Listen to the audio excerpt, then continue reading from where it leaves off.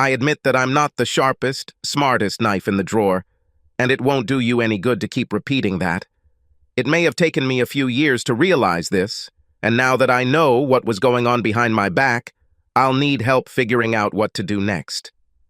Of course, I still love that bitch, but I don't like her at all anymore. What about children? What should I do with these two? When I think about my kids, the bile in my stomach starts to rise and I have to run to the bathroom to throw up $30 worth of Jack Daniels. I finish puking and go to the sink to rinse my mouth and wash my face before heading back to the bar and ordering another double. Now, I'll have to start over if I'm going to get drunk, but I should probably stay sober for a while. When the bartender returns with my double drink, I ask for a pad and pen to start my list. Let me start from the beginning. My name is Simon Messina, and I have been married to Janice for the last 9 years. Janice and I first met a little over 10 years ago when I was injured at work. I cut my hand with a chisel and had to get stitches to stop the bleeding, and Janice was working as a nurse in the emergency room. She was very professional, although I tried my best but could not get her to see me as more than a patient. She was a beauty. Long dark hair in a ponytail, 170 centimeters tall, long legs, athletic build, good-sized breasts, and ass. I looked into her brown eyes as she intently gave me a shot of Novocaine to numb the pain before I got stitches. Isn't it funny how once you notice a person, you start seeing them more often? Something like when you decide to buy a certain type of car and then you start seeing that car everywhere you go. Well, that's what happened with Janice. I started seeing her around town, usually with some guy, and they seemed happy together. One evening, they were at a tavern that I frequented. I watched as Janice and her boyfriend started making a little noise, and then the guy got up and walked away. Janice stayed at the table with her friends, looking angry. I turned away before she noticed me, but tried my best to listen, which wasn't that hard because Janice was a little drunk and making noise. The gist of her tirade was, "He's a jealous jerk, and I'm starting to get tired of it." I decided to leave before my eavesdropping became obvious. It was probably 2 weeks before I saw her at a bar again, this time with some friends and no boyfriend. The band started playing a song I could dance to and I walked over to their table. "I don't know if you remember me from the emergency room a couple of months ago. My name is Simon and I was wondering if you would like to dance?" She looked at me for a second before answering, "Yes, the guy with the cut hand. Sure, let's dance." My life with Janice began at that moment, and I thought I was the luckiest man in the world. We dated for a month before any intimacy developed between us. She seemed in no hurry, and I didn't insist. The first time we made love was something out of a romance novel. We had dinner at an Italian restaurant where there was excellent pasta, 2 bottles of excellent red wine, and tiramisu for dessert. It was not my intention to get Janice drunk, but deep down, I hoped to loosen her inhibitions a little. We returned to my apartment, and before the door even closed, Janice was in my arms, planting the hottest kiss on my lips. I had probably slept with 10 women up to this point, but nothing prepared me for that night. Janice was fireworks. Our tongues played with each other as our hands wandered. I unbuttoned her blouse, unclasped her bra, and played with the most beautiful breasts imaginable. When I squeezed her buds in the center of her chest, she let out a moan. After playing with them for a few minutes, I put my hand under her skirt.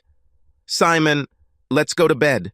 I picked Janice up by her buttocks, literally because she was wearing a thong, and carried her to my bed. The rest of our clothes quickly ended up on the floor. For the next 3 hours, we couldn't get enough of each other. It was wonderful. The best thing was that Janice was very vocal about the things that gave her pleasure. I've had women who cried out to Jesus and women who didn't make a sound. What is it about women that they can't help you please them? I do not understand this. I don't order food for them when we go to a restaurant, and I don't choose a TV show or movie without asking their opinion. So what makes a woman think that I know how to satisfy her when we're in bed? I mean, give us men a hint as to what you like and how you like it. And that's what Janice did. She gave me clues. That night and every night I needed them. It made me feel like the #1 stallion. Not only that, but because Janice was so willing to share, I felt like I could do the same. You get the picture. The sex was great. I didn't care where Janice developed her talents, in the bedroom, or in any other room we christened over the next few months, as long as she was now exclusively mine. Everything pointed to the fact that she was mine. She never gave me a reason to doubt her. 4 months after that first night, I took Janice to dance at the tavern where we first danced together and asked her to marry me. She said yes, and we set a date for the first Saturday in June. About 2 months after our engagement, I was sitting in the same tavern with a good friend when Janice's ex-boyfriend walked past our table on his way out. He stopped and looked at me. "You are Janice's fiancé, aren't you?" "Yes." "I hope we don't get into trouble because she and I didn't start dating until you two had been separated for a few weeks." "No. We had our reasons for breaking up. Or at least I had my reasons. I just wish you all the best if you two get married, especially considering its features when it comes to exclusivity." With these words, he walked out the door. I decided it was just a bitter sob and shook my head. There are a few more things about my past life that you need to know because they will become important later. First of all, in my youth, I was a very good wrestler. In high school, I wrestled for 4 years and was given a scholarship to a state university.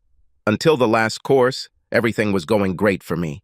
I was wrestling our opponent's guy at the state meet and was leading him on points when the light went out in my head. It turns out that this asshole was so angry about losing to me that he kneed me in the reproductive organs. I spent the next 2 days in the hospital.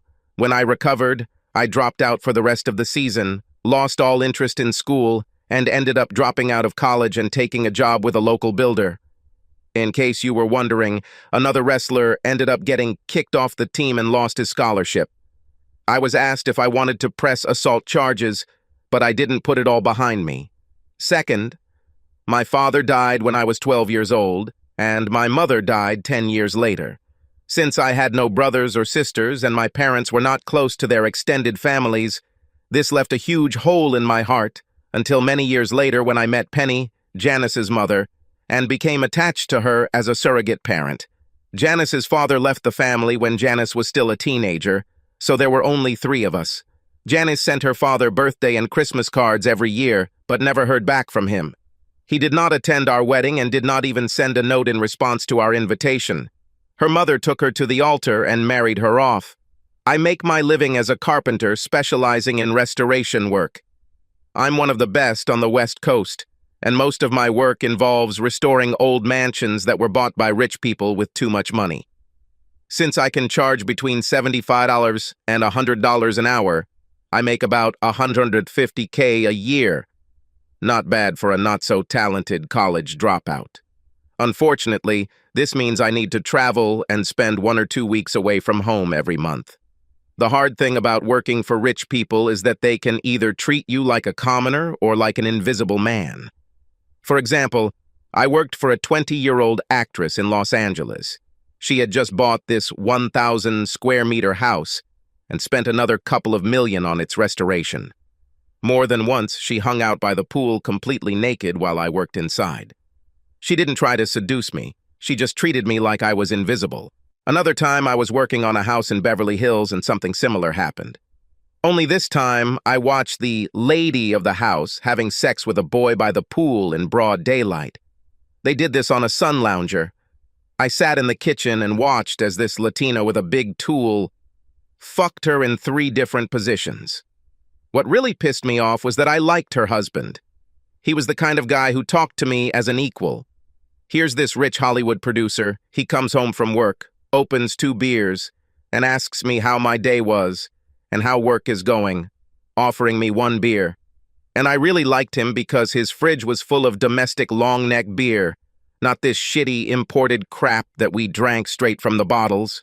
I felt bad that his old lady was cheating on him while he was at work, but I didn't say anything in case it was their deal. You know, one of those open prenuptial agreements or something. And I didn't want to look him in the eye when I spoke, in case it wasn't an arrangement he was okay with. Your wife is cheating on you with a billiard player. And I watched the guy collapse. So I took the coward's route and anonymously called his office after finishing work and receiving my check. I tried to disguise my voice as best I could and told him the news. He thanked me, and 2 weeks later I read that he was getting a divorce. I guess that wasn't their agreement after all. Anyway, back to my current problem. Janice and I have 2 children. Okay, This is the part where you realize how damn stupid I can be, but before you judge me too harshly, please remember that when my first child was born, Janice and her mother were my universe. It was 3 years after the wedding when Janice told me she was pregnant. I was taller than a kite. Finally, I will have a family. I spent weeks getting the nursery organized, all oak molding and fancy trim on the windows and doors. It was wonderful. On Jacob's birthday, I got a call at work that Penny was taking Janice to the hospital. Her water broke and it was time. I specifically made sure that I only had local work scheduled for the month before and after my due date, so I was actually in the hospital and in the delivery room within half an hour of Penny's call. Janice was prepared and ready to give birth. I replayed all the Lamaze lessons in my head, preparing to prepare her for this blessed event. 3 hours later, the doctor said, "Here we are?" And little Jacob emerged from it. I know many new fathers can hyperventilate, feel dizzy, some even pass out from the ordeal, but that doesn't even come close to describing how I felt when the nurse handed Jacob to me and asked me to hand him over to his mother. I had to quickly pass it to avoid dropping it because Jacob looked like he was at least partially black. Janice and Penny looked at Jacob at the same time, then at me, before Penny said, "We need to talk." Penny led me out of the maternity ward and told me why my son looked the way he did. "Simon, I'm sorry we hid this from you, but now you need to know the truth. My father was mixed race. His mother was black and his father white. We should have told you this before you married Janice, but we were worried that you might not marry her knowing that she is part black. That doesn't make any sense, Penny. Why should this matter to me? What made you think that? Well, because you told us that the guy who ended your college wrestling career was black. Yes, but I never attached much importance to his skin color. I was just telling you both what happened and who did it. You have never heard a single racist word come out of my mouth. Well, that's good, Simon, because your son will need your complete love and acceptance for who he is. Janice and I never told you about my brother who lives in Denver. Penny reached into her wallet and pulled out a photo of a man, a black man. This is my brother Henry. He's a couple years younger than me, and it was always a problem when our family went out in public because he was so dark and I was white. You can't believe how rude people can be, staring at us or even coming up to us and asking personal questions. My mom and dad eventually moved to San Francisco because it was more tolerant there in the 60s. I listened to Penny's story and it seemed reasonable enough. Plus, I didn't want to be one of those rude, bigoted people she was talking about, so I left it at that. I finally got the chance to meet Penny's brother the first Christmas after Jacob was born. Janice introduced him to me as Uncle Henry. Henry mentioned that he was leaving Denver and moving back to Portland to be closer to family. A month later, Henry moved into Penny's house. After that, Uncle Henry visited us every few weeks because he took an active interest in Jacob. At the same time, I watched Penny and her brother several times, which made me feel uncomfortable. They never crossed the line into a relationship, but they seemed awfully close for siblings.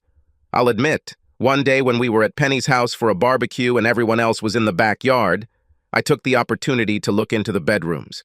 After spending a minute in Penny's room and then Henry's, I relaxed because it turned out that they each had their own separate rooms. But appearances can be deceiving. After the birth of my second child, a girl we named after my mother, Ginny, I decided that a family of 4 was the right size. We had 2 healthy children, a boy and a girl. Who could ask for more? I discussed this with Janice, and she agreed that we could stop having children and focus on raising the 2 wonderful children we had. When I suggested a vasectomy, Janice insisted on getting an IUD instead. So we could always change our minds in the future. That's what we did. After 2 wonderful years of married life, I was working on a restoration project for a lovely middle-aged lady and her husband. Sharon and Tim were both OB-GYNs. One afternoon, the 3 of us were discussing things that I would only be comfortable discussing with doctors.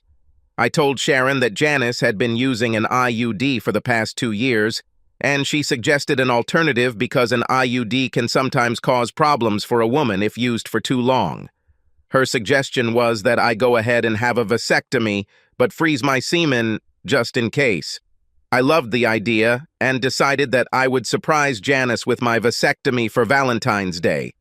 Well, not the most romantic gift, but it's better than a washing machine or vacuum cleaner. My doctor gave me a recommendation for a clinic that could save my sperm and perform a vasectomy. The doctor at the clinic told me it would take several visits to collect the semen, so I made an appointment for the next 3 Fridays. It was quite strange to walk into the small room they had set up for the gathering. They actually have adult movies there to get you pumped up before the show. I read some pretty crazy stories in Penthouse magazine. I didn't really like the stories where some guy's wife drove the train while the husband watched, and there were others where the wife wanted a big black instrument. That didn't sit well with me either. I loved the story where the wife brought her best friend home, and the 2 women gave her husband the night of his life. I managed to fill my cup all the way, so I still don't know if the threesome was a one-time thing or not. I gave the nurse my sample and told her I would be back next week. She was a beautiful woman, and I admit that I went to bed that night thinking about the nurse and Janice and I having a threesome. I woke up super excited and spent the early Saturday morning having sex with my wife. Just like every time we had sex, Janice made me feel like a stallion from Mount Olympus. I received a call on Tuesday morning, and the doctor asked if I could come in that afternoon or the next day. I asked if we could discuss this over the phone, and he said it would be better to talk in person. I said I would be there in the afternoon, but in the meantime, I thought they had found some type of cancer or something like that in my semen. My father died when he was 34, so I've been waiting for something like this most of my life. I went to the clinic trying to think about how I was going to take care of my family's well-being. The doctor greeted me with a handshake and immediately got down to business. Have you ever had an injury to your reproductive organs? When I was struggling, the guy kicked me and they swollen so much that I ended up in the hospital for a while, I answered. Well, it's more than likely that it caused your fertility problems. Your sperm count is so low that it is extremely unlikely that you could father any children unless it was done in vitro. But doc, this is impossible. I have 2 children at home. He looked at me with pity in his eyes, and that's when the full force of the lie that was my marriage and my life hit me like a ton of bricks. Needless to say, I canceled the rest of my appointments and my vasectomy. I walked out of the clinic like a zombie from The Walking Dead. I had to figure out some way to find out the truth about my life without telling Janice. I spent the rest of the day sitting at the bar across the street from the clinic with the bartender's notebook and pen. Someone once told me that the best way to get something done is to make a list of what you need to do. That's where I started. I finished my Double Jack Daniels and reread my list. Act natural. Check on the kids. Call Fred. Open a personal current account. Talk to her father, protect assets, get tested for sexually transmitted diseases, find housing, find out why, otum sti. I double-space each item in case I missed something and had to add it after talking to Fred, a friend of mine who just went through a divorce. The next day, I woke up with a bad headache and started working on the list. Janice told me all sorts of bullshit about me coming home drunk last night, and I tried my best to pretend nothing happened. I lied to Janice for the first time that day, saying that Fred was in a sad mood and that we got drunk together. I spent that evening before and after dinner in the garage repairing my work tools. When I arrived for dinner, I complimented Janice on her food, asked Jacob about his day at daycare, and made eyes at my 2-year-old daughter. The hardest part was later, when it was time to go to bed. I resigned myself to crawling into bed with Janice, kissing her goodnight and pretending to fall asleep. I took swabs of the children's saliva and one of my own. I gave samples to the clinic. Next was a visit to the bank to open my personal checking account. I called Janice to tell her that I had urgent repairs for an important client in Los Angeles and that I would be gone for 2 or 3 days. Instead, I booked a plane ticket to the Keys to meet my father-in-law, whom I had never met before. I realized that for the first time in my life, a lie was coming out of my mouth. I can't say that the deceit was pleasant, but now it seemed necessary. I called my buddy Fred from the airport while waiting for my flight. I needed his support if my own marriage went down the same path. Fred was at work and couldn't really get into it, so we planned to meet when I got back from Florida. He swore to secrecy regarding our conversation. Larry Adonios operated a charter fishing boat out of Key Largo. He was surprised by my phone call, but didn't seem surprised when I asked him if we could meet to talk. He allocated the afternoon for us based on my expected arrival. I flew to Miami, rented a car and a hotel room to spend the night, and the next day, I went to see him at the marina. Larry pulled his boat up to the dock at exactly noon. 2 of his clients got off the boat, each with a bunch of fish. Larry was a nice man, 180 centimeters tall, slender, with a shock of gray hair and the deep tan of a Greek fisherman. He looked around before he recognized me. Janice must have sent him our Christmas card with the family photo. He came over and extended his hand to shake mine. "Nice to meet you, Simon. I'm guessing this is not a pleasant visit." He's not one to mince words. I briefly explained to him why I was there. "Wait a minute. Penny told you that Henry was her brother?" Larry asked a question and could hardly contain the smile on his face. "He is not her brother, but her on-again, off-again lover, and the reason we are not married.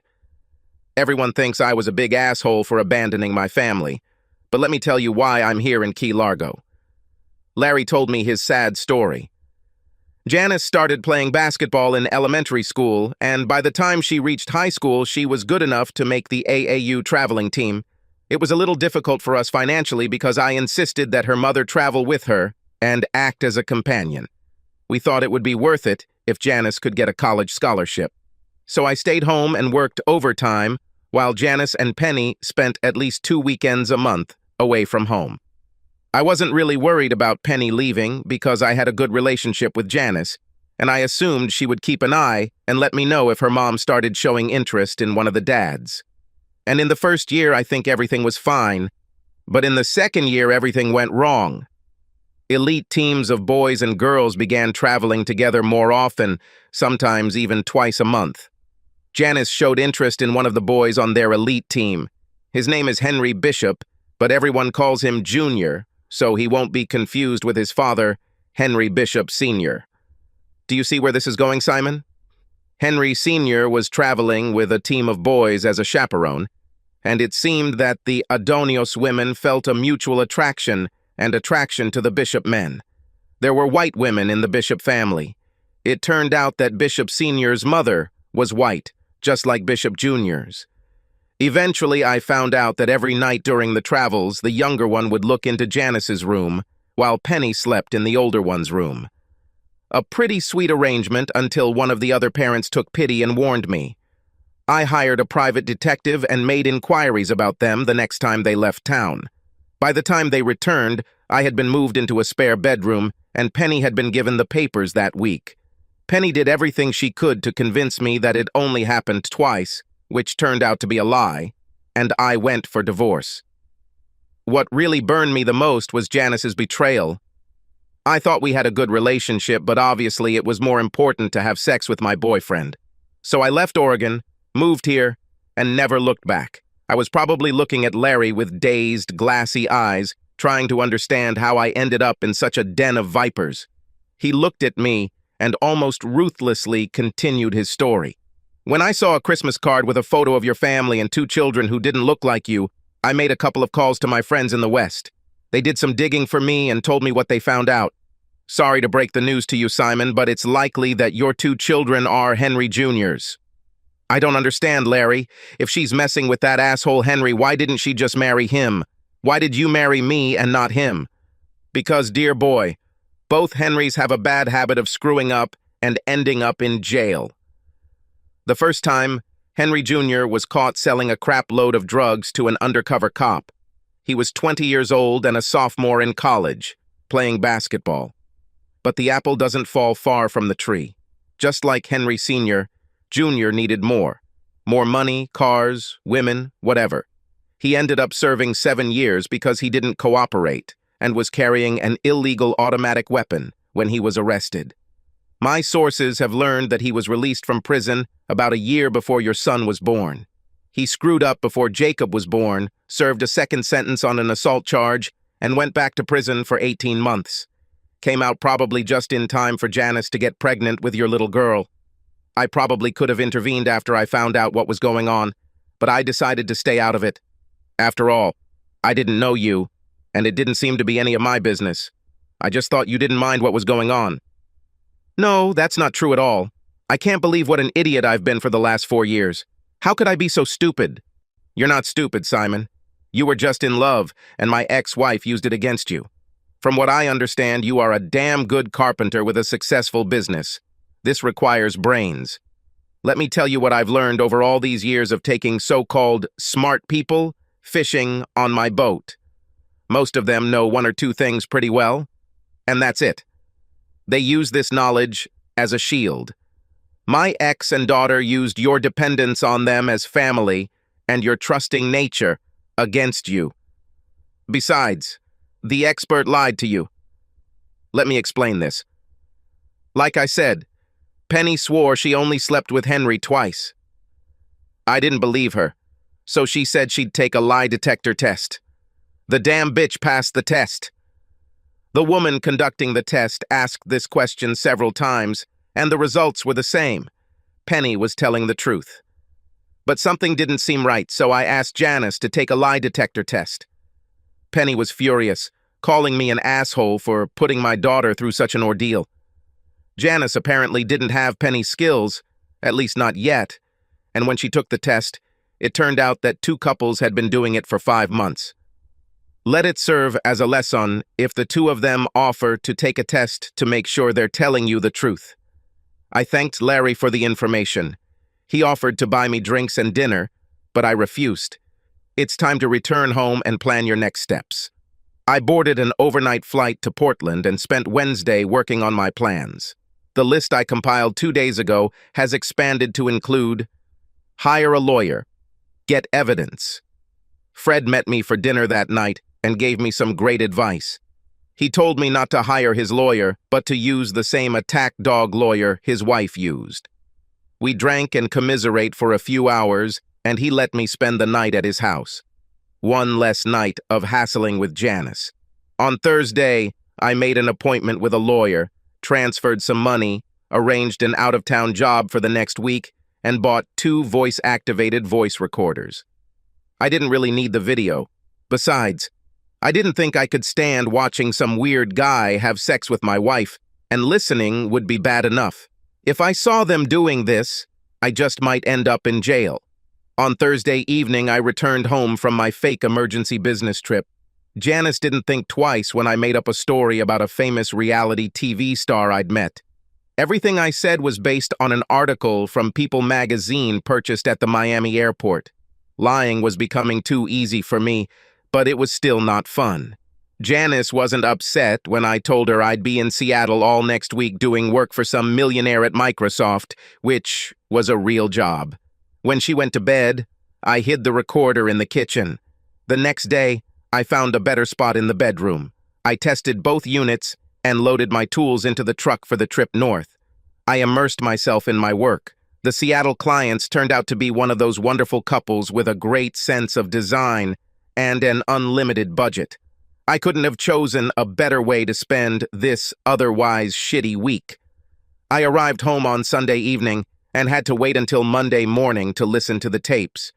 It was bittersweet to listen to. Bitter because, as I expected, Janice and her boyfriend spent a week having sex in the bedroom. Sweet because I overheard Junior having a one-sided conversation with someone else. This happened after Janice got into the shower. This is what the recorder recorded. Hey bro, are you ready for this? I just scored a great score. Janice was at the clinic, and this elderly couple came in all excited to get their shots because they would be spending the next month in Israel. Janice got them talking and fed me enough to know it was going to be a cakewalk. She looked up the couple's address, and it turned out to be in a good area of town. If you're home, let me know. Tomorrow, I will inspect this place. They are leaving next month. Whoever Junior was talking to must have agreed because the rest of the conversation was the 2 of them making plans to rob the house when the elderly couple left the country. My problem was whether I would turn Janice in when I turned Junior over to the cops. It would have been fair for her to spend a few years in prison, but I wasn't going to play babysitter for a couple of kids that weren't mine. Both parents fed them 3 times a day, then they watched TV all day. Okay, when I read stories about cuckold husbands, they always say that even if the children are not their biological children, he still loves them, blah, blah, blah. Maybe my resentment was still too strong, but both of Janice's children, and that's how I thought about them right now, could go to prison with Janice. I don't care about that. Chances are that this lying bitch, my mother-in-law, may spend her golden years raising the offspring of her deception. I spent the next month trying to be polite and tiptoe around Janice as best I could. The tape recorders remained on, and I was out of town for work for most of those weeks. Junior didn't pay attention to the fact that he was being recorded. He continued to talk to his accomplice, and I had enough information to know when their big heist would take place. I was supposedly out of town the night of the break-in, but instead, I was sitting in a rental car down the street from my house. I followed the dumbass to the old couple's house and waited while Junior and his friend broke into the place. I called the police from my unregistered, hot phone and pretended to be a concerned neighbor. Officer, my neighbors are out of the country and I just saw 2 men loading their van with items from the house. It is a dark brown van with the following license plate. The van had just pulled out of the driveway and was headed south on Hiawatha Drive.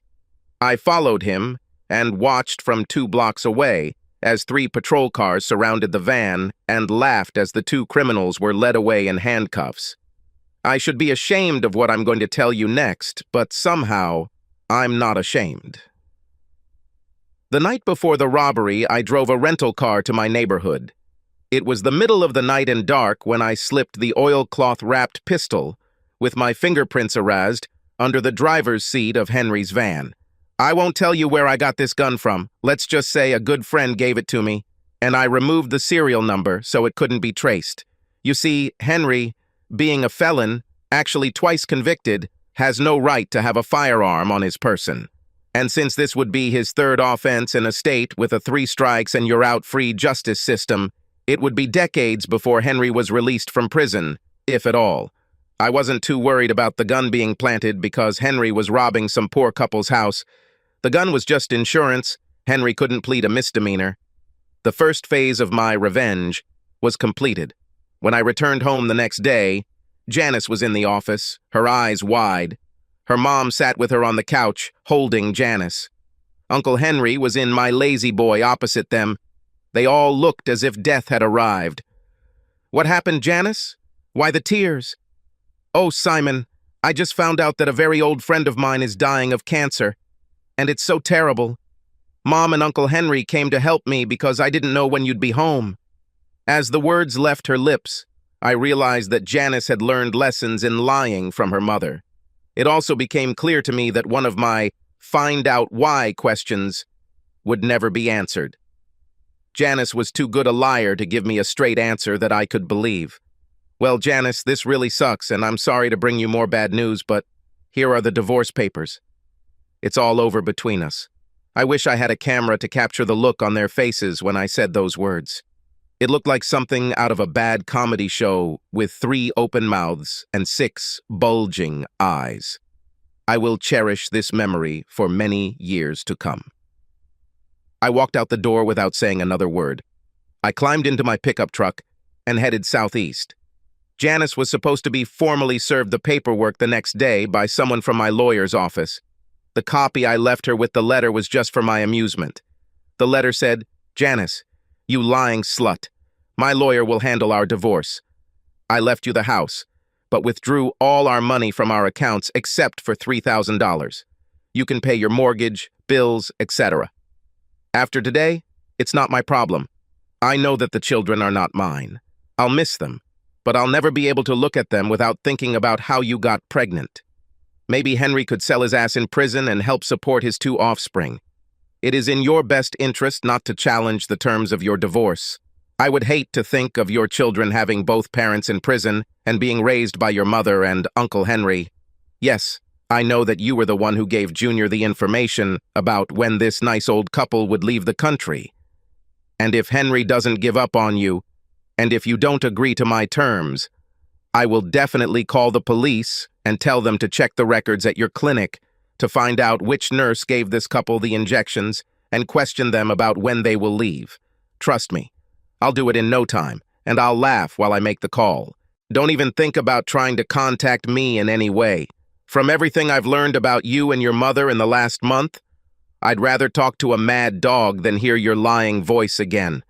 I would wish you good luck, but I would be lying. Go to hell, and tell that witch mother of yours that she can go there too. Simon.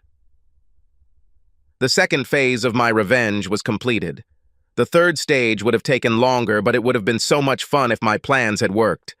Over the past month, I managed to acquire 2 colonies of termite ants. It's amazing what you can buy online. One day, while we were at Penny's house, I snuck down the stairs into her basement and planted 2 colonies in inconspicuous places. The ants will continue to make their way through the rafters and walls for the next few years until the logs are so rotten that the house is no longer salvageable. Penny is such a lousy housewife that she'll never notice. Did I forget to mention that I have been responsible for all of Penny's utility and household bills for the past 6 years? At the time, I paid every bill with a smile on my face because it was the least I could do for such a wonderful mother-in-law. The woman I considered my surrogate mother. This was before I found out that she was part of a plot to cuckold me. Now, since I was in charge of the bills, and since the house was not mortgaged, it was easy for me to cancel her homeowner's insurance, which I did that same month. No one will know anything until they try to claim damages from the ants. Phase 4. The Sicilians are right. The best revenge is served cold. At least that's how it was for me. When I left that day in my truck, I had all the clothes, money, tools, and personal items I would need to start a new life. I went to the Florida Keys, and Larry helped me sell my truck and buy a boat. It would take me several years to recover here in the Caribbean, but I had the resources to make it happen. I loaded my tools into my new used 10-man motorboat and headed out to the islands. I spent the next 3 years living on a boat and doing my best to find odd jobs, doing finishing work on various islands. One of my former clients, a Microsoft multimillionaire, bought a small island in the Bahamas, and I spent 4 months in his new home.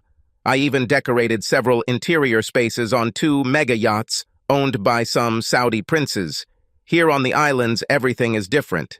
There are many working class or poor people, a small middle class, and a much smaller number of wealthy people. It took time, but my reputation began to strengthen among wealthy people on different islands. It helped that my living expenses were relatively low. After 3 years, more money began to come in than go out. And I had fun. Did you have sex with me? Hell yes. You'd have to be a leper not to come here. So many women come to the islands in search of a good time. Of course, many of these women want to enjoy their first native experience, but there are plenty of crumbs left for the white man's celebration. I still kept in touch with a few friends in Portland, especially Fred, who had since reconciled with his ex-wife. All my friends were given clear instructions not to tell Janice where I was or to give her my cell number. The second year after my elopement, I convinced Fred and his wife, Emily, to meet me in St. Martin for a week's vacation on my yacht. I was really looking forward to seeing my old friend. Imagine my complete shock when I pulled up to the dock to pick them up. Standing next to them was my ex-wife, Janice. She looked absolutely stunning. Now in her early 30s, she still had the body of a 20-year-old girl, and she wore a bikini top and a pair of Daisy Dukes to accentuate those features. I stopped the boat 15 meters from the dock and backed up to go another 30 meters. Before turning off the engine, my cell phone rang. It was Fred, of course. Fred, what the fuck? Why did you bring her here with you? Simon, it's not my fault. Janice was asking Emily for information about your whereabouts. When she found out about our trip, she forced Emily to take her with us. Emily told me that if I didn't agree, I wouldn't have sex for the next year. Well, Fred, you kept your end of the deal, so I'm glad you don't spend the next year dating your hand. But you won't set foot on my yacht this week. Sorry. I suggest either going home or, if you decide to stay, try a casino hotel. They are usually not booked at this time of year. Farewell. When I hung up, I heard screams from the pier.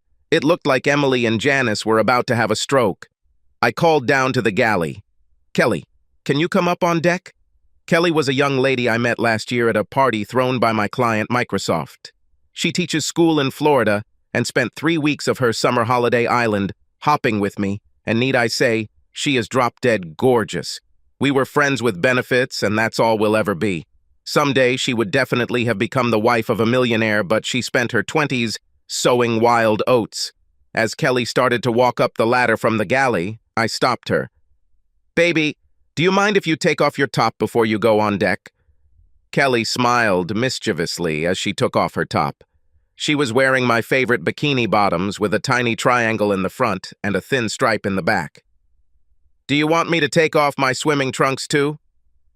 "No, this is too much." Kelly walked up the ladder and stood on the deck. "Do you see those 3 people standing on the pier? Could you please wave to them?" And while Kelly stood and waved, her perfect tan breasts bouncing on her body, I started the engine and headed back out to sea.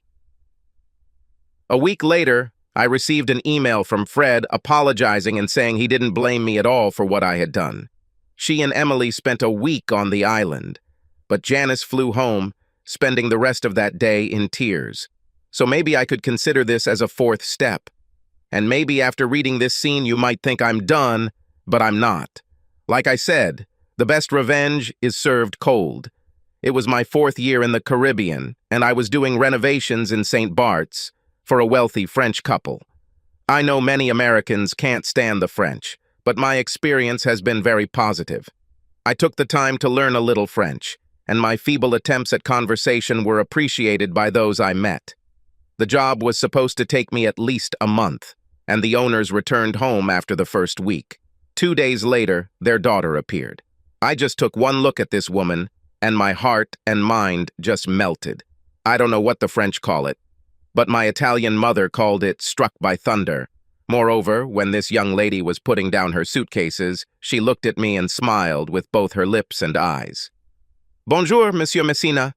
My parents warned me that you would be working here, but they assured me that everything would be fine as long as I didn't get in your way." I was close to answering that all I wanted in this world was for her to get in my way.